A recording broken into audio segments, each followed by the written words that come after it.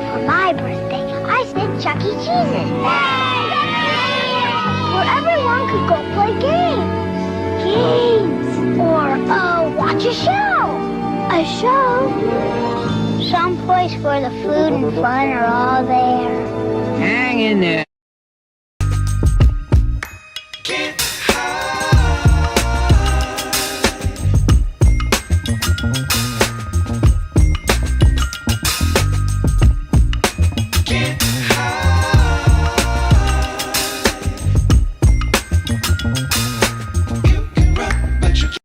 Thanks for telling Marcus's birthday.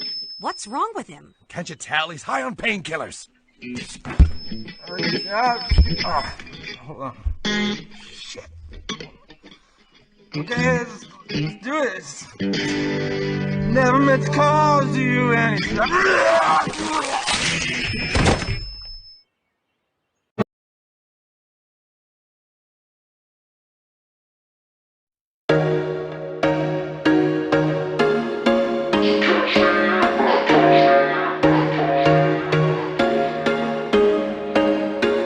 There was once a day that I would pray for you. I'd go and misbehave just so you'd notice too. Sneaking looks up and down from across the room. And damn, what a hell of a view. I feel good, you look great, I like you, I can't wait. A first time, a first date. You're so fine, I'm so late. You sip wine, I drink straight. Don't waste time to my place. I feel my heart erase. So catch me if I fall.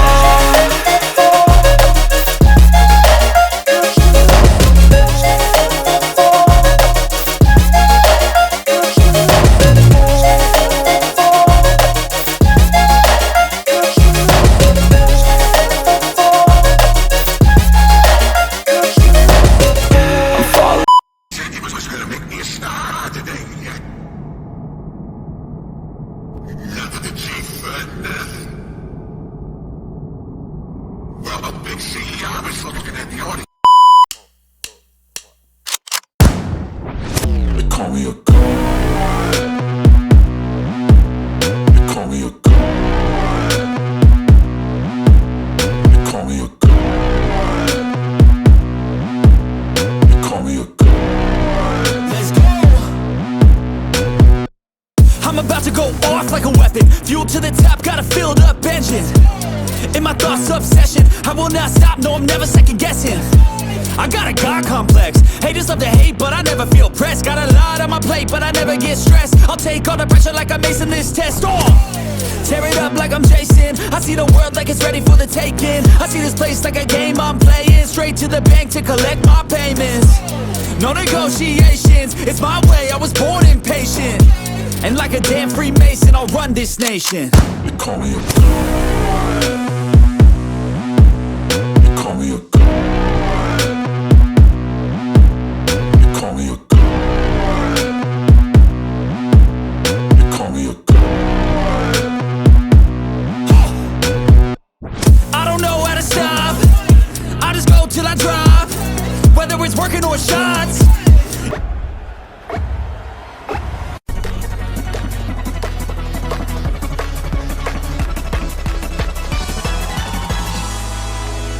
Poggers!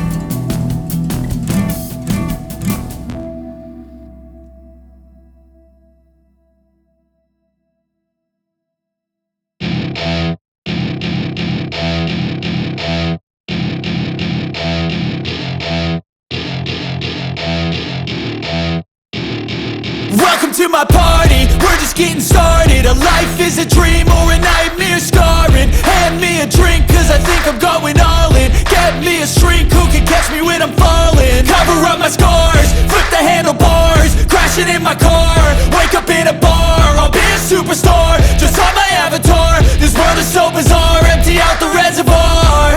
Yeah, I'm taking 6 shots, yeah, straight to the face.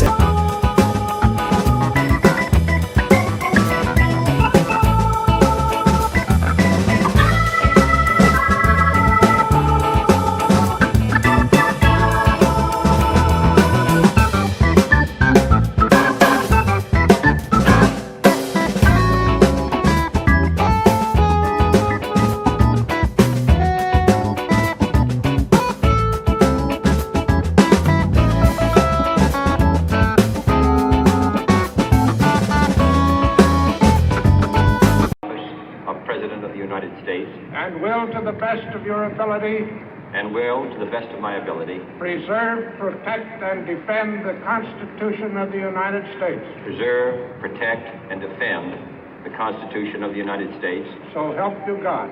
So help me God.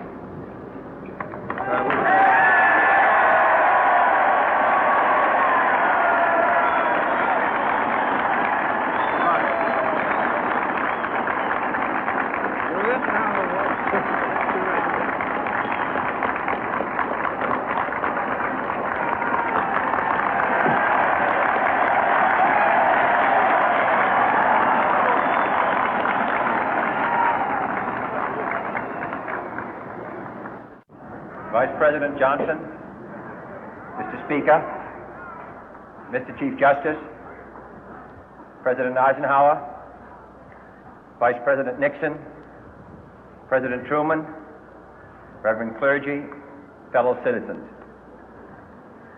We observe today not a victory of party, but a celebration of freedom, symbolizing an end as well as a beginning, signifying renewal as well as change. For I have sworn before you and Almighty God the same solemn oath our forebears prescribed nearly a century and 3/4 ago. The world is very different now, for man holds in his mortal hands the power to abolish all forms of human poverty and all forms of human life. And yet the same revolutionary beliefs for which our forebears fought are still at issue around the globe.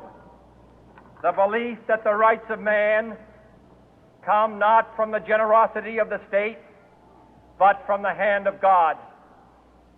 We dare not forget today that we are the heirs of that first revolution.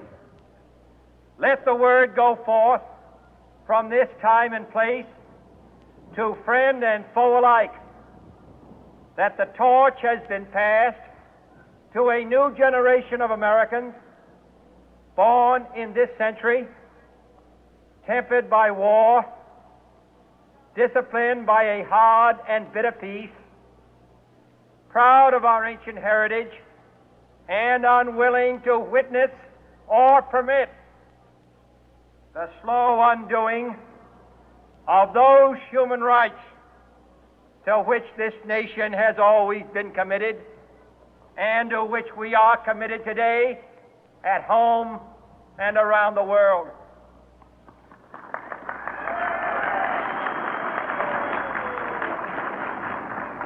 Let every nation know, whether it wishes us well or ill, that we shall pay any price, bear any burden, meet any hardship, support any friend, oppose any foe to assure the survival and the success of liberty.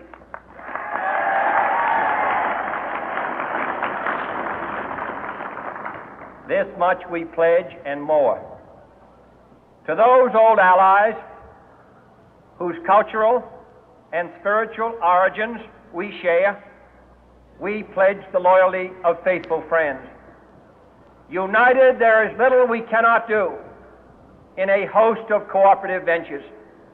Divided, there is little we can do, for we dare not meet a powerful challenge at odds and split asunder. To those new states whom we welcome to the ranks of the free, we pledge our word that one form of colonial control shall not have passed away, merely to be replaced by a far more iron tyranny.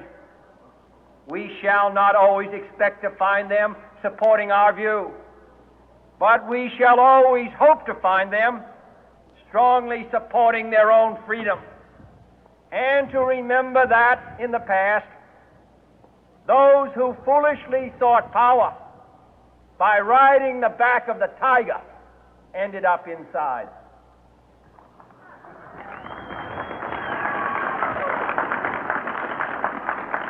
To those people in the huts and villages of half the globe struggling to break the bonds of mass misery, we pledge our best efforts to help them help themselves for whatever period is required, not because the communists may be doing it, not because we seek their votes, but because it is right.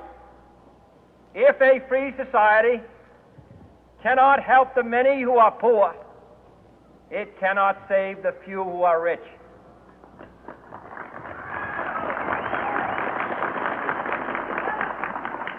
To our sister republics south of our border, we offer a special pledge to convert our good words into good deeds, in a new alliance for progress, to assist free men and free governments in casting off the chains of poverty.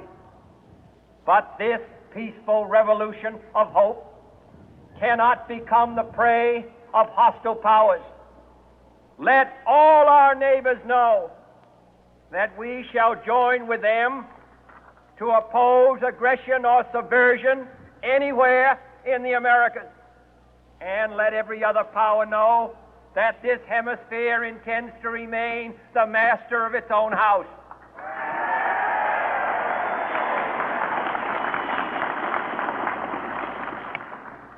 To that World Assembly of Sovereign States, the United Nations, our last best hope, in an age where the instruments of war have far outpaced the instruments of peace, we renew our pledge of support to prevent it from becoming merely a forum for invective, to strengthen its shield of the new and the weak, and to enlarge the area in which its writ may run. Finally, to those nations who would make themselves our adversary, we offer not a pledge, but a request that both sides begin anew the quest for peace.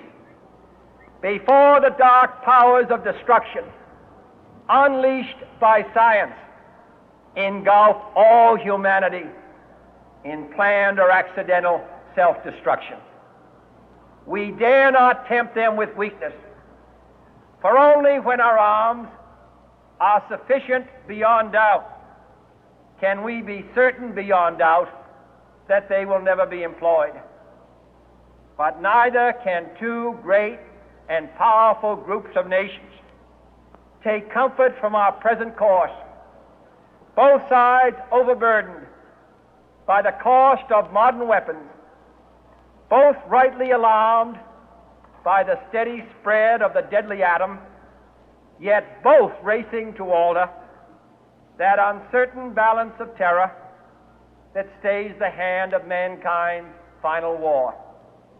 So let us begin anew, remembering on both sides that civility is not a sign of weakness, and sincerity is always subject to proof. Let us never negotiate out of fear, but let us never fear to negotiate.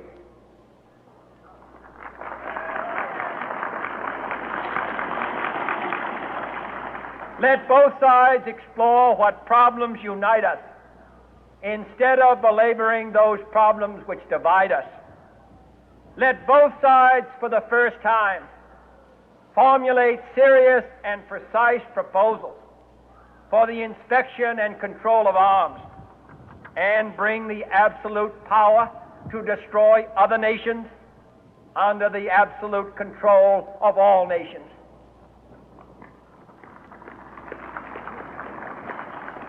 Let both sides seek to invoke the wonders of science instead of its terrors.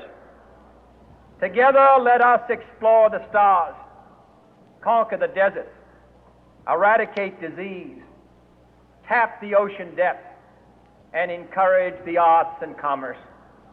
Let both sides unite to heed in all corners of the earth the command of Isaiah to undo the heavy burden and let the oppressed go free.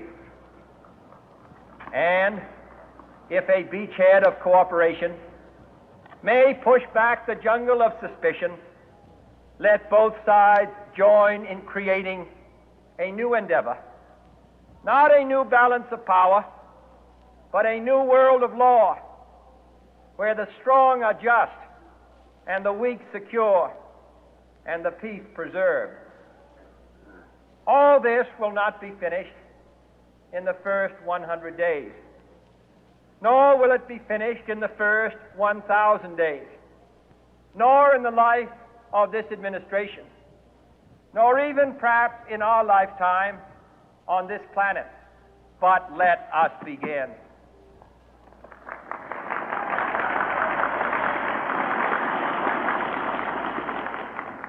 In your hands, my fellow citizens, more than mine, will rest the final success or failure of our course.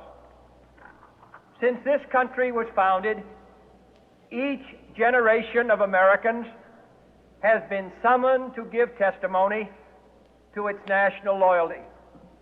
The graves of young Americans who answered the call to service surround the globe. Now the trumpet summons us again, not as a call to bear arms, though arms we need, not as a call to battle, though in battle we are, but a call to bear the burden of a long twilight struggle, year in and year out, rejoicing in hope, patient in tribulation, a struggle against the common enemies of man, tyranny, poverty, disease, and war itself. Can we forge against these enemies a grand and global alliance, north and south, east and west, that can assure a more fruitful life for all mankind? Will you join in that historic effort?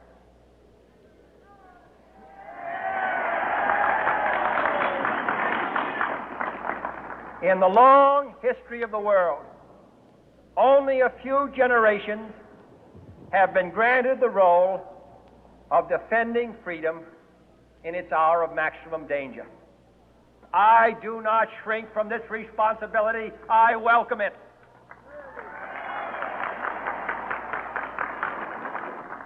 I do not believe that any of us would exchange places with any other people or any other generation.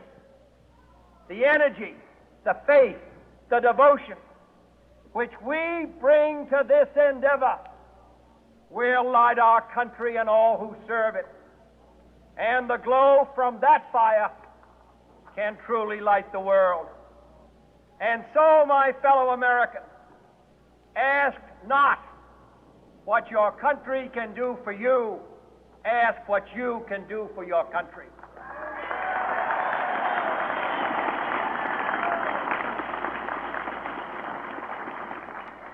My fellow citizens of the world, ask not what America will do for you, but what together we can do for the freedom of man.